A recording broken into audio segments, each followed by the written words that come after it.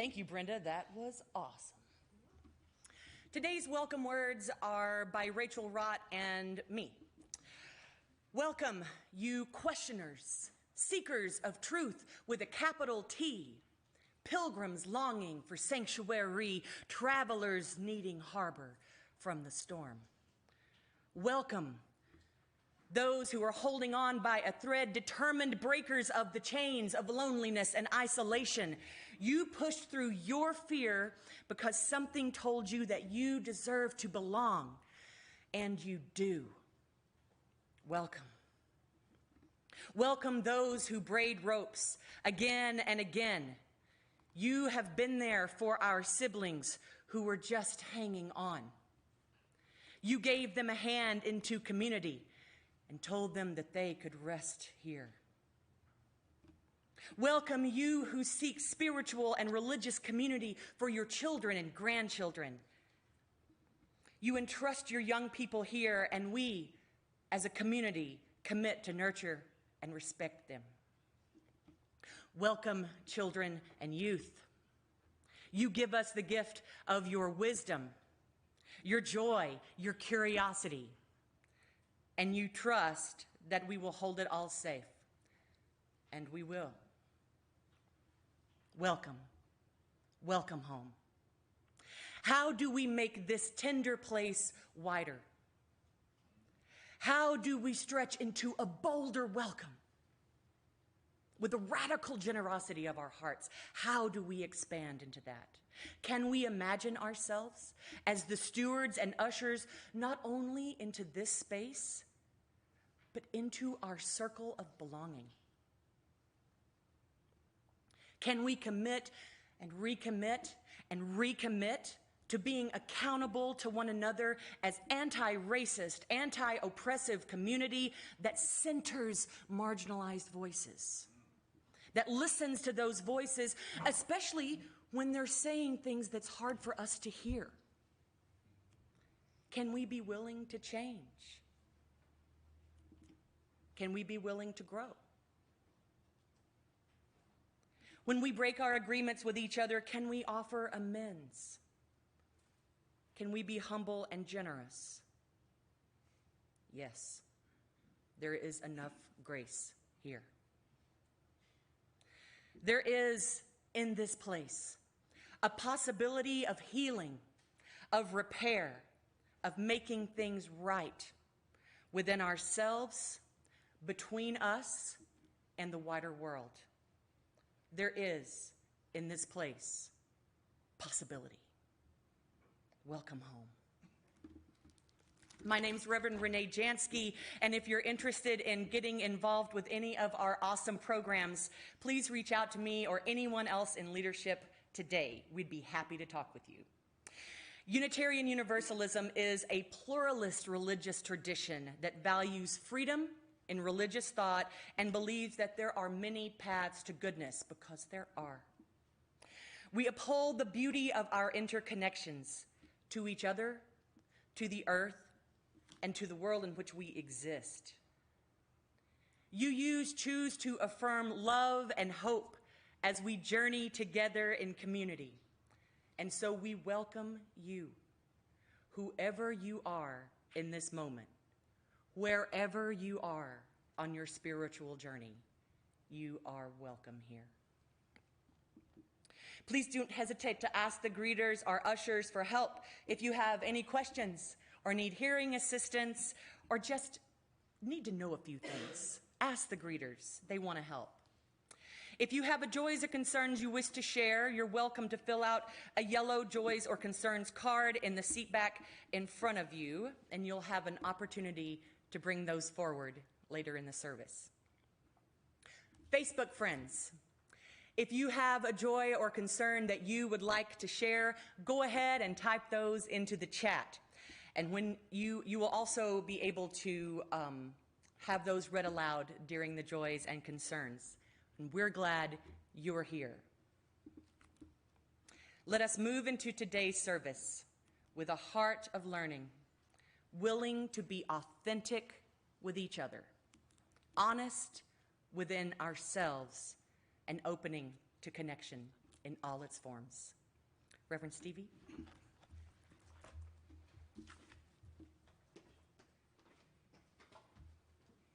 Thank you so much for attending this service.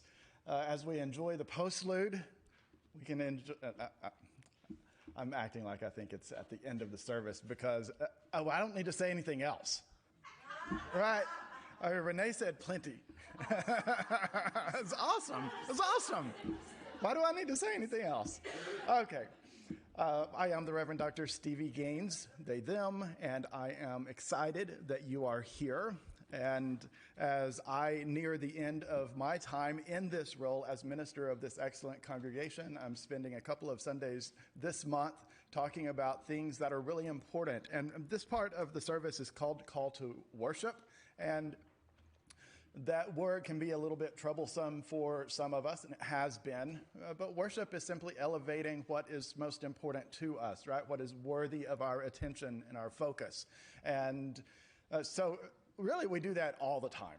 And this month, we're spending a couple of Sundays, my couple of Sundays, focusing on a couple of things that are really worthy of our time and focus and efforts and resources. So today, we're talking about working together, about teamwork. And then the last Sunday of the month, of course, is our Pride service. And I will talk about pride. And it's interesting that Renee used the word possibility because my title for the 25th is The Possibility of Pride. Because pride has potential and possibility and promise, lots of P words, for all of us, not just ones who don't fit the assumed norm. All of us. So we'll talk about that. But today is teamwork, and I think our chalice lighting is next, right? Yes. This one's the wrong one. I'll put it down here.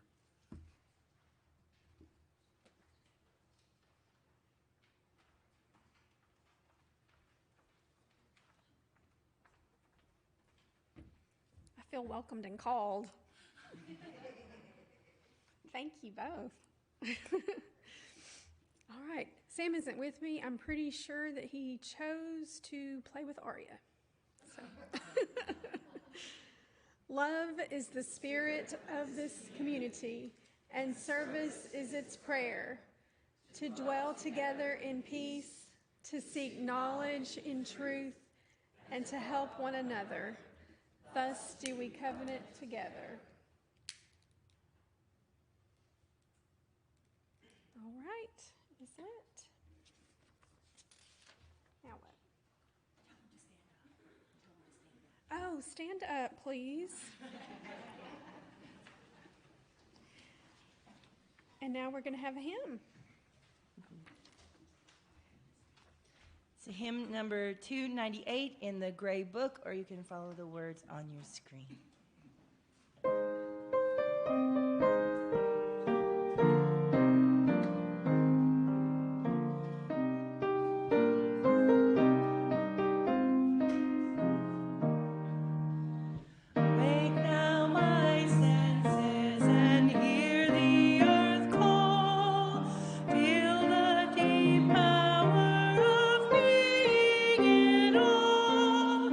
Keep with the web of creation your vow.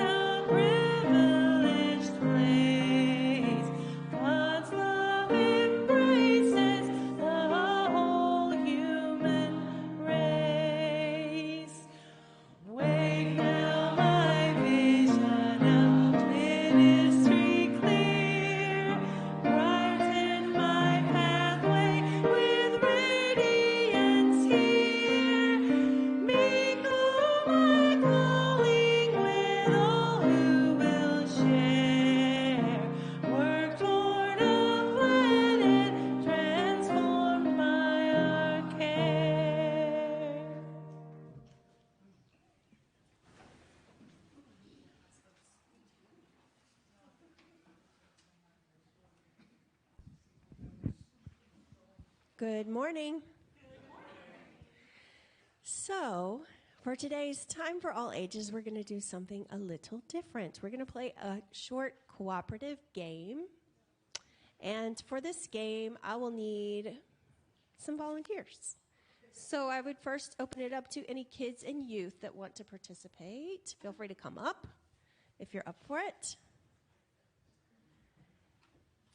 And then I would beg of the adults a couple volunteers. 1, 2. Maybe 1, 2, 3, 4, 5, 6, 7. I was thinking it would be great if we could. Yeah. Maybe we could take this off first. Oh, you're so brave. Okay. So that's 1, 2. How many do we have? If we had 10, that would be great. Okay, and counting Rev Stevie. Does that make?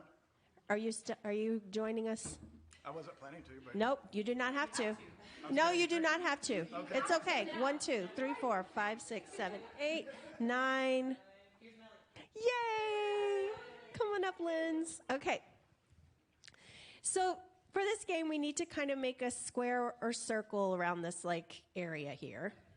So if you feel comfortable stepping up. Yeah. And so, yeah, kind of this is good so people can see. And this game is called Whoosh, Boing, Zap. Now, the original name of this game, if you want to look it up online, is Whoosh, Bang, Pow, but for obvious reasons, I changed it to Whoosh, Boing, Zap. So there are 3 steps to this game, and the first is passing the whoosh.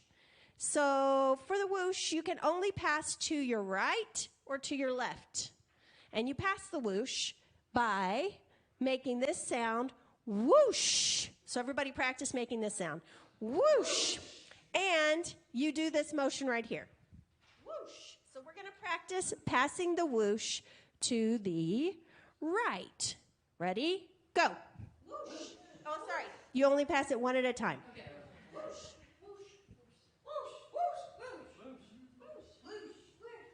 Now we're going to pass to the left.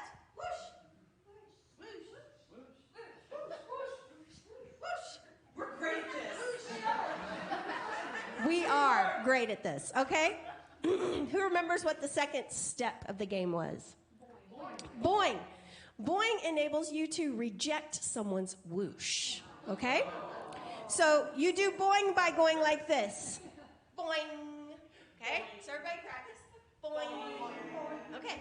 So now you have 2 choices. When you get the whoosh, you can either reject it by going boing, or you can pass it. Now, I forgot to mention the goal of this game, which is very important. The goal of this game is to let everybody play. So if you pass the whoosh, for example, if I pass the whoosh to Ollie and Ollie goes boing, and then I try to pass the whoosh to Linz and Linz goes boing, are these people playing? So we have to remember the goal, right? That's important. Okay, so let's practice whoosh and boing. Ready? Oh, by the way, if you get boinged, you just turn and pass to the other way. Okay, any questions? You ready? Whoosh, whoosh, boing, whoosh, whoosh, whoosh, boing, whoosh, boing, whoosh.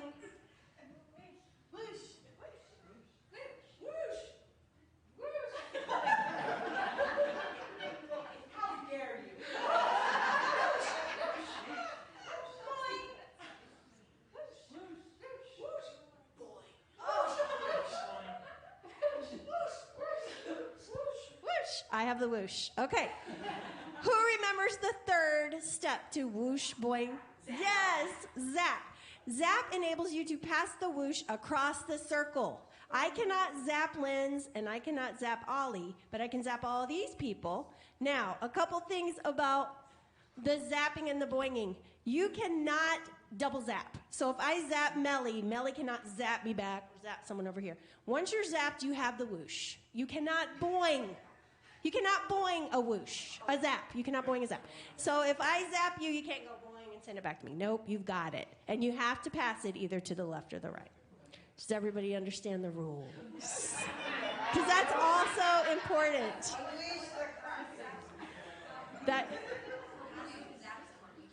Yes. Oh, we need to practice zapping. To zap, you just point and go zap. Everybody practice zapping.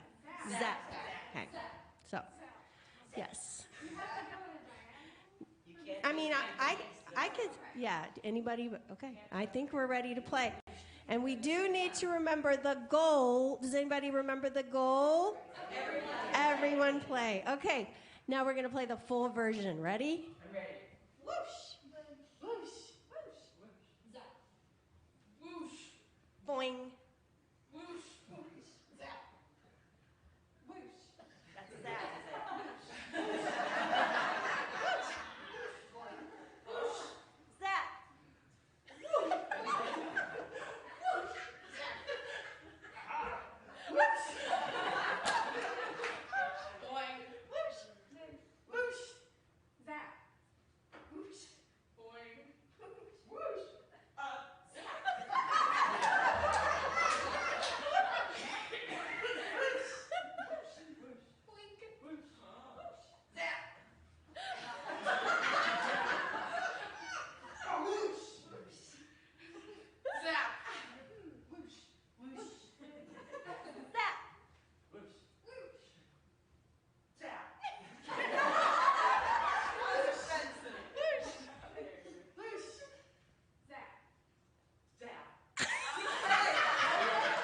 Okay.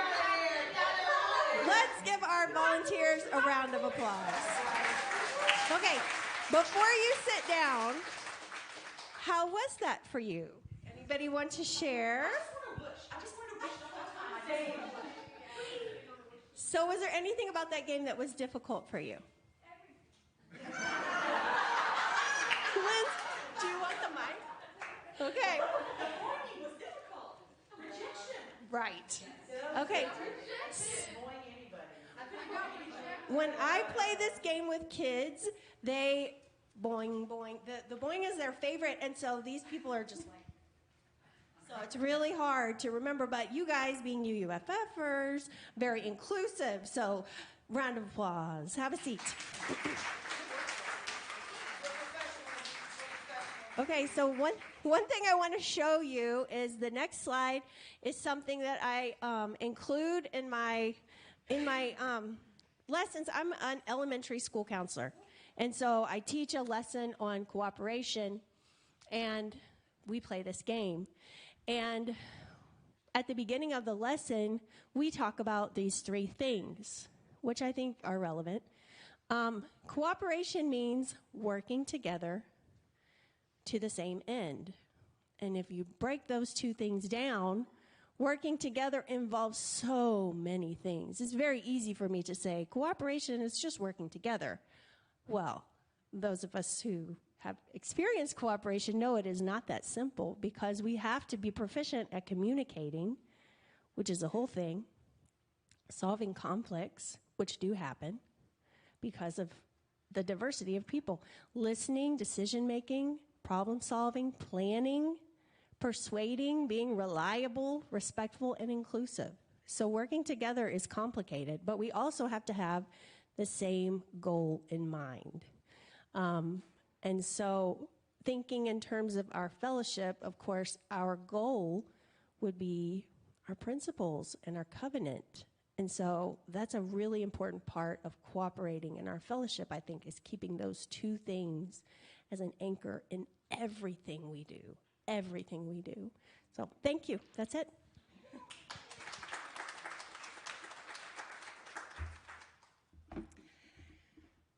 Friends, it is time for our ritual of joys and concerns. And what we are about to do is the same thing that thousands of other UUs do across the globe this Sunday morning, dropping stones in water. All the ripples from our stones mingling with the ripples of other communities. So if you filled out a yellow card, now is the time to bring it up, drop a stone into the water, and all are welcome to participate in this ritual. You can just drop a stone. You don't have to bring a card. Friends, you may come forward. Brenda?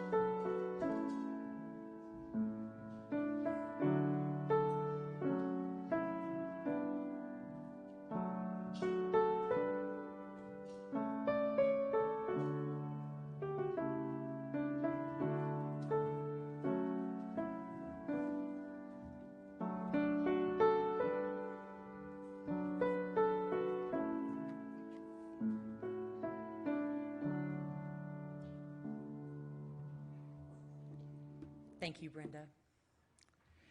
Here in this space, we are gathered to be together today.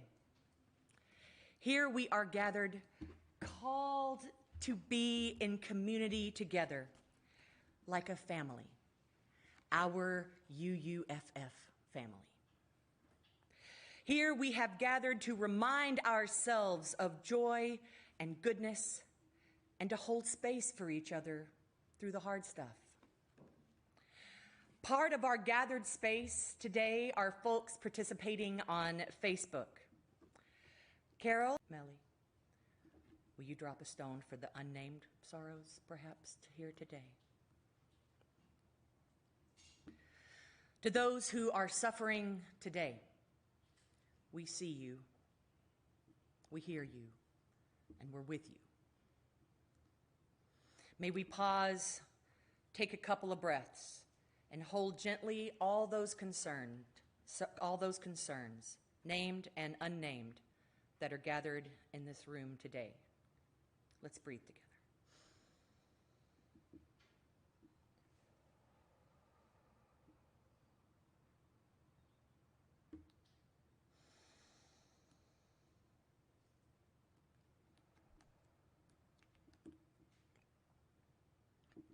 And friends, within the complexities of community, it is right that in this space, some come with joy bubbling in their heart today.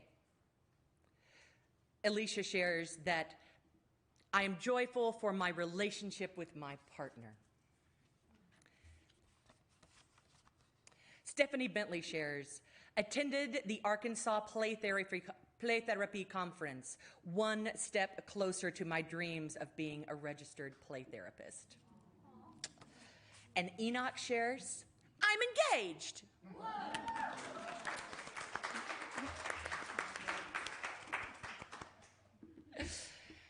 Melly, will you drop a stone for those unnamed joys that might be here today? To those who have big joys today, we see you, we hear you, and we are with you. May we pause and take a couple of breaths, rejoicing together, remembering the wisdom that joys are multiplied when they're shared. We'll breathe in the joy.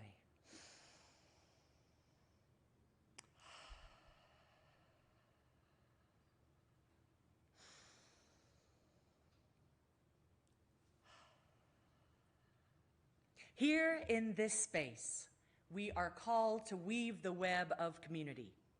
Let's remember these shared joys and concerns and hold our community in our hearts this week. Thank you.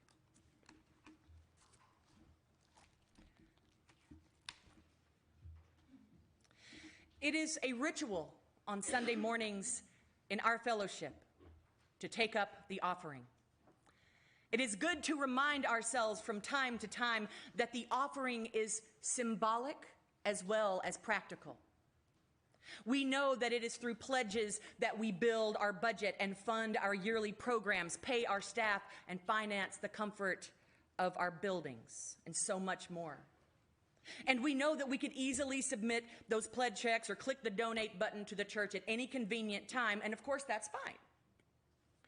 But this ritual of passing the plate during our Sunday service makes a community expression of thanks for the blessings of abundance, to visibly bring in the harvest this most cherished hour of our week.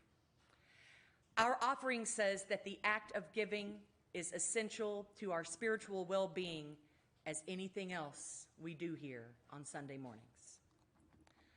This morning offering will now be given and received in the spirit of grateful fellowship. Brenda.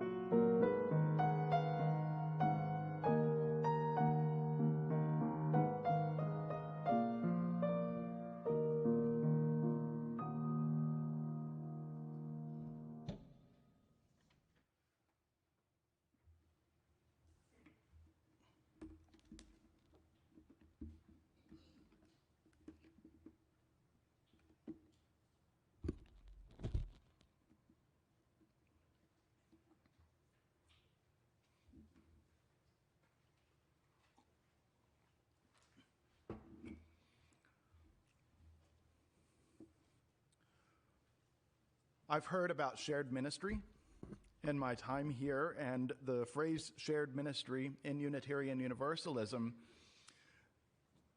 frequently deals with feedback process. I would like for us to think about shared ministry a little more broadly today, and I will say a little bit about feedback and the feedback process and how that is done, but I will talk more about teamwork in general and working together as a community. I want to present 4 possible models and 7 guidelines. The first possible model for UUFF is a social club. You can probably guess that's not my preference. But in a social club, people just come together and have fun, right? There's not really a lot of substance to a social club. A social club doesn't actually accomplish very much except for relationships. But another model is a corporation, and this is very different from a social club.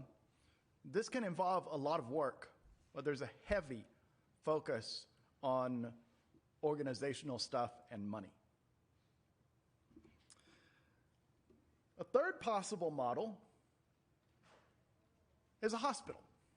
People have talked about organizations similar to this as being places where sick people can find healing. And of course, sickness can happen in many different ways, and healing can happen in different ways. And so some people have talked about groups such as this as hospitals. Another is the model of team, where people are working together toward a goal. And that goal is very clear. The first 2 models are ineffective because they aren't focused on our values and mission. The second 2 are helpful. The hospital is good, providing healing is good, but we also need that to be a team approach. Because if we don't have people doing work, then we can't provide healing.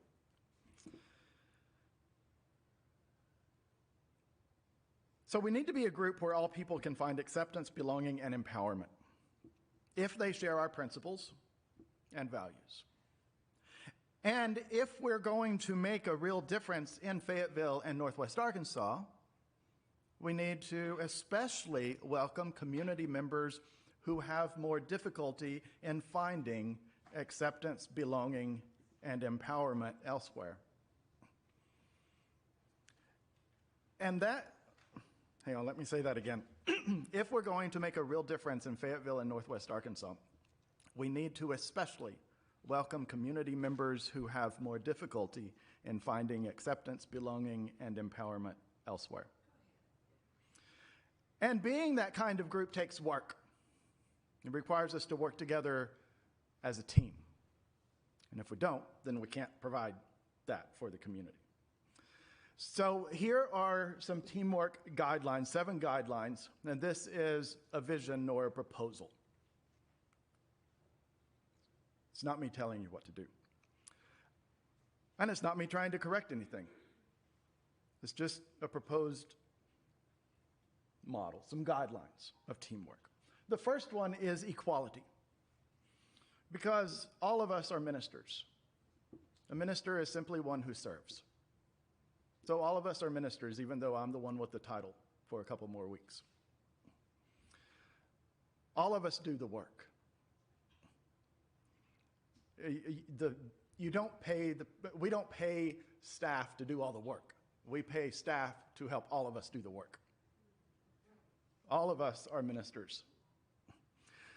Some of us choose how to contribute and have more flexibility in that choice. Others have assigned tasks that are specified in written commitments. So we have three categories of ministers here.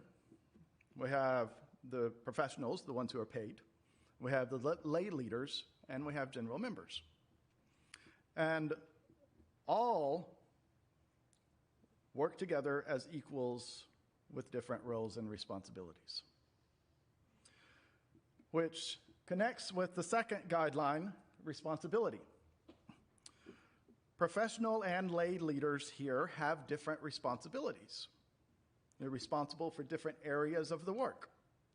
They complement each other and help each other. And decision-making about a specific part of the work is led by the leader or leaders who are responsible for that. And if a decision affects multiple parts of our work, all the leaders of those parts take active roles in making that decision. So, for example, a decision, let's say that there needs to be a one-time change to the children's RE budget. Sorry, Stephanie. So if that's the case, then that decision-making includes the leadership of the CRE team lead, Stephanie, and the treasurer, Natalie, and probably other board members if required by the bylaws. But if the decision is made without Stephanie's leadership and then handed down to her, then we're acting like a corporation. So we are careful to include all the affected leaders in every decision. Third is diversity. We are a diverse group with different ethnicities, genders, spiritualities, and so forth. Some of us are neurotypical and some are variously neurodivergent. Some are introverts and some are extroverts and some are in the middle, and this is true of all of us and it's true of leadership. We are different. And sometimes it's hard for neurotypicals to work with neurodivergence. Well, you know, the burden is on the privileged. Now, all of this shapes how we communicate, lead, and work together. And that is beautiful. The fourth guideline for teamwork is flexibility. Because of all of that diversity, we are flexible, patient, and understanding with each other. We disagree about how things should be done. We get annoyed when things don't happen the way we think they should. But we're all in this together. Sometimes the disagreements don't need to be discussed. Sometimes they do.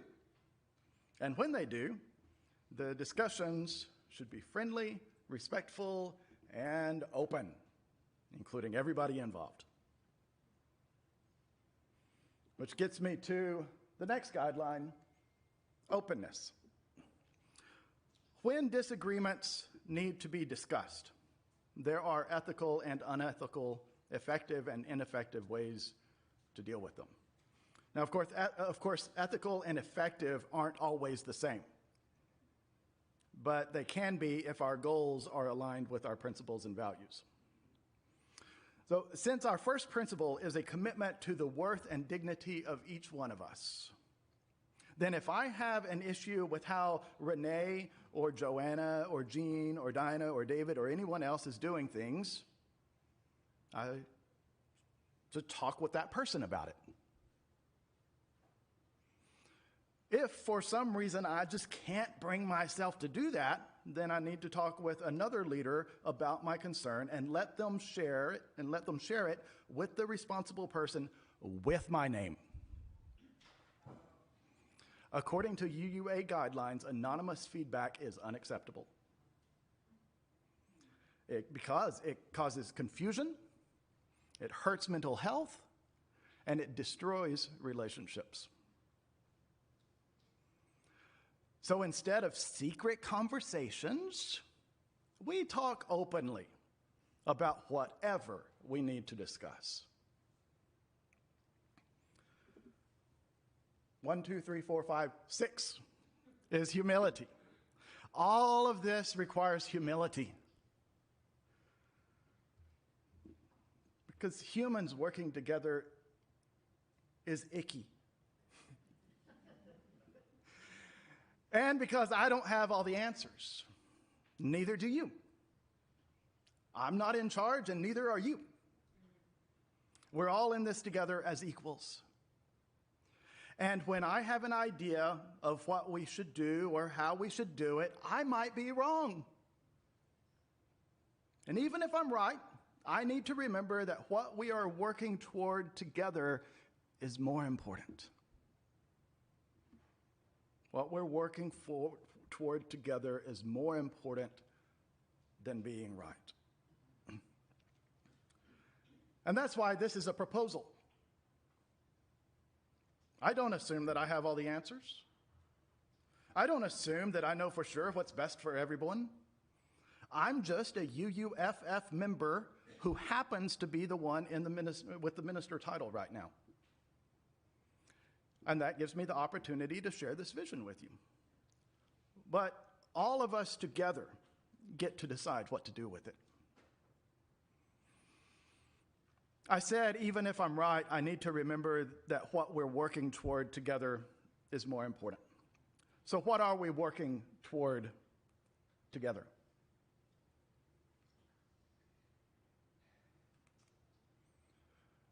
The principles and the covenant are important and could equally answer this question. Our mission is,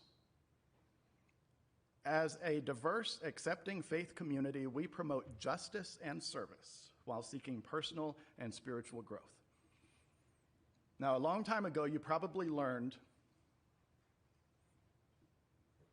how to diagram sentences. And if you diagram this sentence, you find that what we do primarily is justice and service. So all our collaborations and conflicts, all our efforts and endeavors, all our discussions and decisions need to focus on this. It's what we pursue. And it's what guides us in choosing how we pursue it together. May it be so.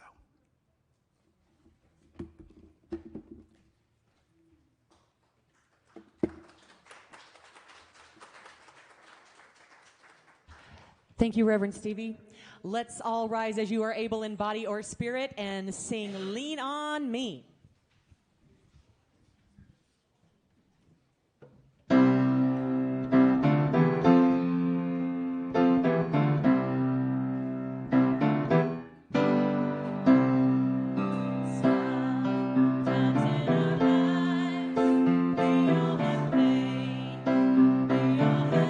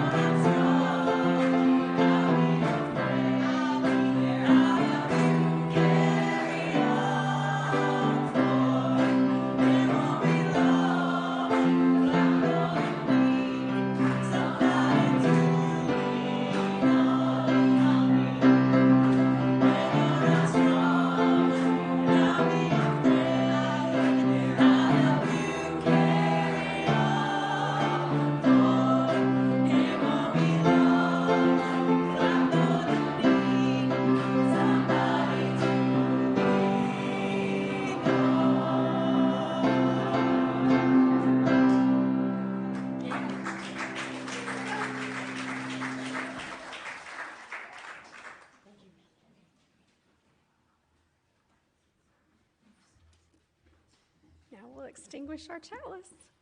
We extinguish this flame, but not the light of truth, the warmth of community, or the fire of commitment. These we carry in our hearts until we are together again.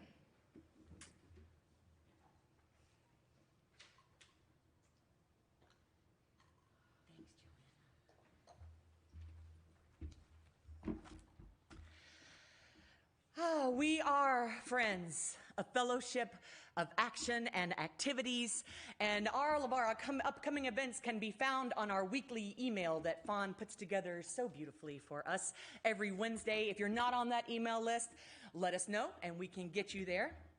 There are a few announcements to make.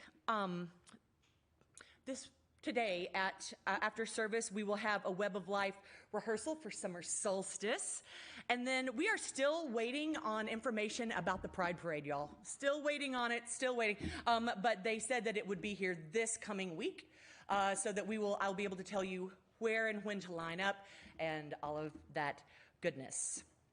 Are there any other announcements?